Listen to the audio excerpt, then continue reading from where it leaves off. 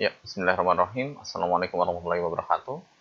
Em, Kembali lagi dengan kuliah aplikasi komputer. Untuk hari ini kita akan sedikit belajar mengenal yang namanya formula. Yaitu formula itu adalah hal yang bisa dikatakan paling penting di Excel karena data tanpa formula itu ya cuma sekedar data gitu. Jadi kalau data itu sudah dikenai formula ini, kita bisa mengolahnya menjadi sesuatu yang lebih useful gitu. Jadi kita menggunakan Excel tidak sekedar untuk menyimpan data, tapi kita juga bisa mengolahnya. Oke. Kemarin kita sudah mendapat data yang ini, gitu ya. Kita sudah membuat data yang seperti ini. Ini data awal yang kita input kemarin. Jadi kita pakai data yang lama aja. Setelah kita format, beberapa kita format ya, seperti ini format untuk date, ini campuran ya. Jadi general, ini pakai namanya ini text. Oke. Kita bisa format data tersebut sesuai dengan kebutuhan. Nah, bagaimana dengan formula begitu ya? Kita bisa menggunakan formula. Secara umum ada beberapa formula di sini sudah ditampilkan di menu home di sini. Secara umum kita biasa menggunakan yang namanya formula AutoSum ini.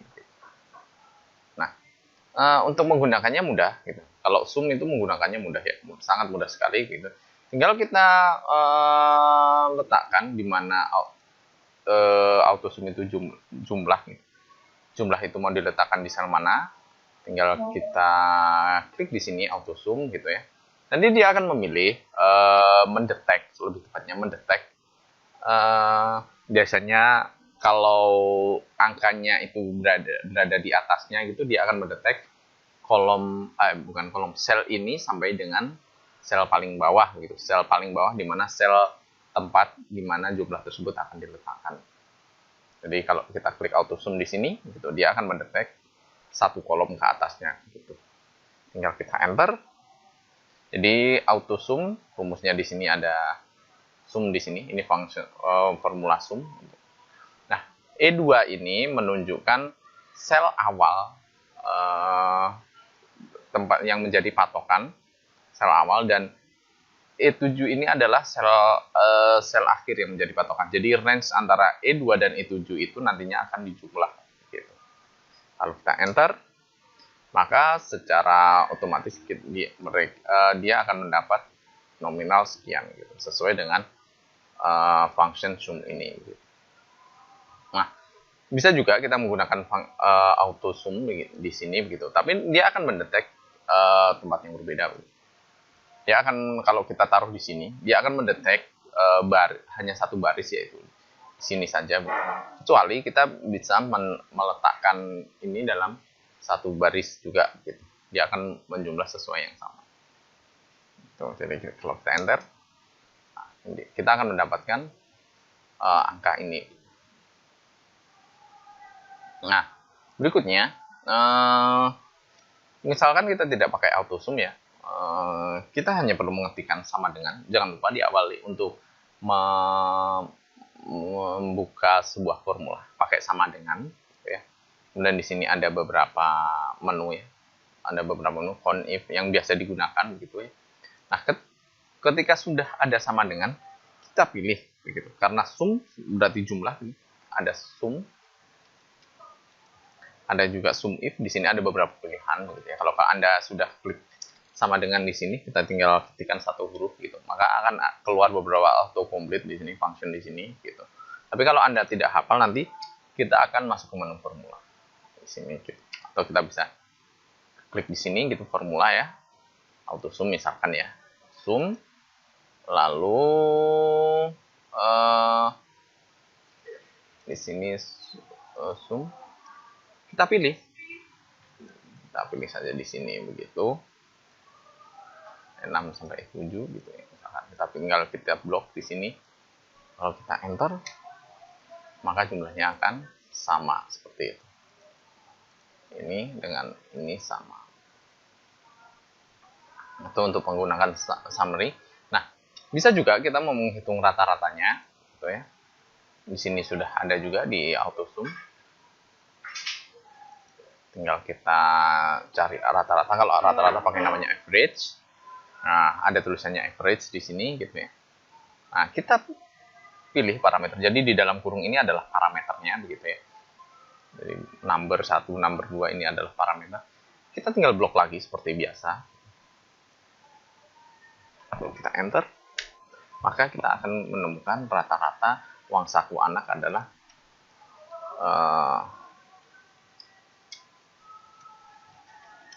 rata-rata uang sakunya adalah 550.000 dan ini adalah jumlah uang saku 2750 tiap minggunya gitu ya. Dan juga beberapa lainnya seperti max, min. Ini max ini untuk kita lewati dulu. Untuk count numbers ini untuk menghitung berapa saja jumlah angka yang berapa saja sel yang mempunyai format data angka gitu. Jadi kalau kita gunakan ya sebagai contoh misalkan seperti ini ya. Kita gunakan count numbers di sini. Kita pilih parameternya. Cara tidak langsung kita memilih 8 sel ya. Tapi hanya ada 7 sel yang ada angkanya begitu. Kalau kita enter, maka dia akan keluar angka 7 gitu. Berbeda dengan kalau kita memberikan parameter yang di dalamnya bukan angkanya, misalnya seperti ini gitu ya. Dia akan memberikan hasil yang berbeda gitu. Cuma 3. Oh, ini karena ini di format biasanya kita beri format number biasa tidak laut gitu. Nah, dia hanya akan mempunyai 3 karena ini terhitung menjadi angka gitu. Di sini. Kalau kita pilih lagi ya, misalkan antara ini dan ini gitu. Sama dengan formula autosum dan count numbers. Nah, kita pilih parameternya misalkan sampai sini gitu ya. Dia hanya akan menghasilkan 2 gitu. Karena ini dikatakan teks bukan angka karena ada huruf C-nya ini. Jadi di count ini digunakan untuk menghitung berapa sel yang mempunyai format berbentuk angka. Gitu. Berikutnya, misalkan kita bisa mengambil beberapa teks dari sebuah data gitu ya. Jadi misalkan kita bisa mengambil ini, kita bisa mengambil nomor urutnya gitu. Jadi kita bisa mengetahui ini mahasiswa dari fakultas mana gitu. Katakanlah ini tahu karena C100 itu fakultas hukum ya. Tapi kan Excel belum bisa membaca ini sebagai sebuah teks yang harus berbunyi fakultas hukum gitu. Tapi kita bisa sedikit mengolahnya gitu. Dengan cara kita ketikkan di sini atau kita bisa pakai formula di sini. Agenda teks. Kemudian ada beberapa seperti penggunaan left, right, kemudian ada juga mid. Nah, yang biasa digunakan adalah left, mid, kemudian right. Ini yang biasa digunakan untuk mengolah data. Nah, untuk yang concatenate seperti ini sebenarnya juga bisa digunakan gitu, tapi kita belum akan membahasnya. Nanti untuk lebih lanjut lagi untuk pembahasan tentang concatenate, mungkin find, extract, dan lain-lain. Nah, untuk mengambil ini misalkan karena fakultas hukum bisa diidentifikasi dari lebih tepatnya 4 suku kata pertama gitu ya. Karena 4 suku kata pertama kita pakai function text kemudian left gitu. Nah, leftnya dari mana? Kita pilih dulu teksnya. Ini gitu ya. Sudah. Kemudian kita kembalikan. Lalu berapa number chart yang diinginkan. karena kita pengen karena kita identifikasinya dari 4 suku kata pertama, kita klik 4 di sini.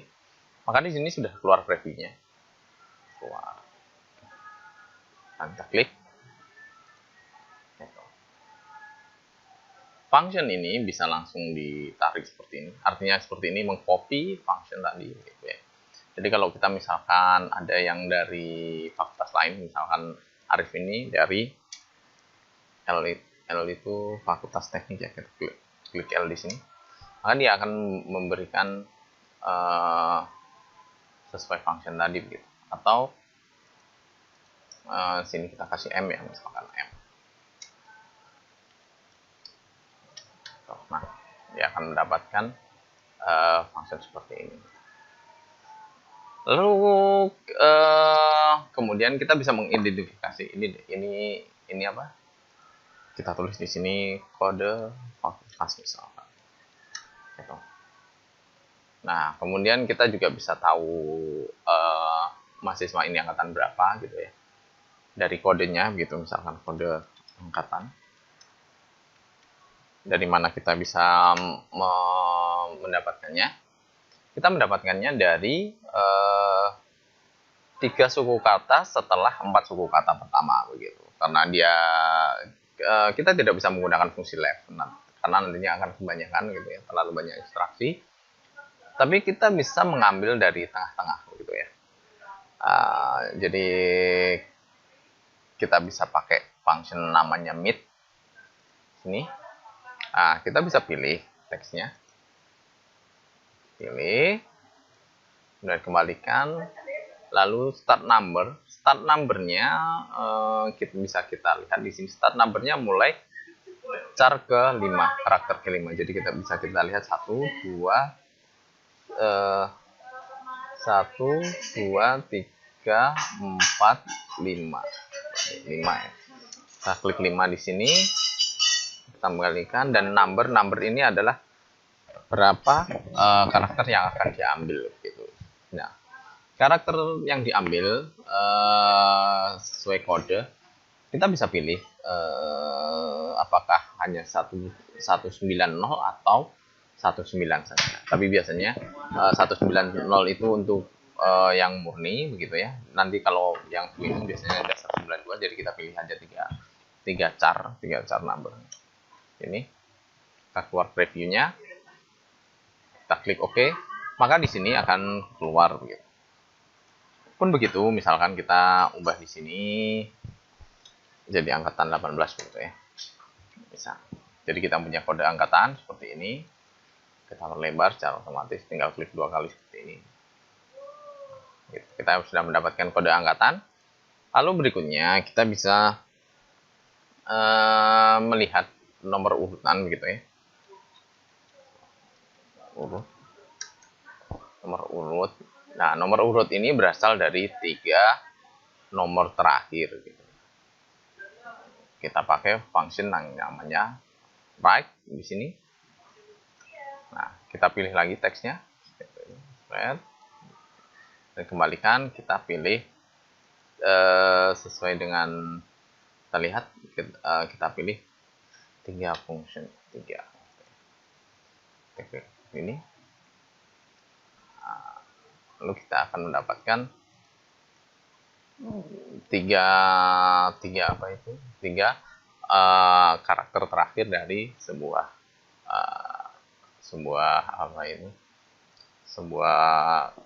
teks tadi begitu. Nah, bisa juga kita karena ini hanya berupa kode, tapi belum bisa diidentifikasi gitu. Kita bisa pakai namanya function namanya if gitu ya. Katakanlah kita hanya mencari fakultas hukum gitu ya. Kita tarik di sini fakultas. Nah, kita bisa pakai function. Jadi kalau kodenya C100 berarti fakultas hukum. Caranya kita bisa pakai logical di sini. Pakai namanya if. Nah, logicalnya ini Logicalnya adalah ini.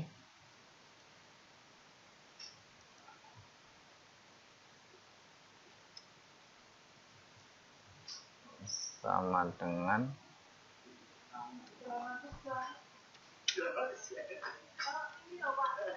terus gitu ya.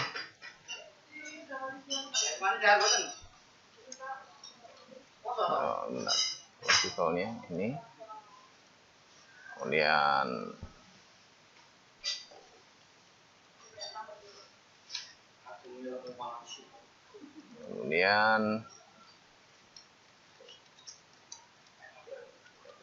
fakultas hukum misalkan seperti ini gitu. Nah, kalau kita enter dia akan error. Benar sekali bu, error kan. Karena apa? Karena kita tidak memberikan keterangan gitu. Jadi bisa dikatakan kita tidak memberikan keterangan value-nya di mana gitu.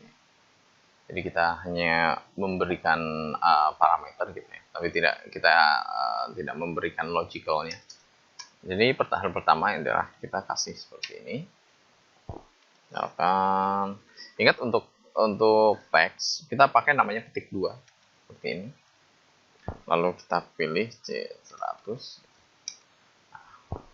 Function tersebut bisa langsung kita copy, ditarik seperti ini.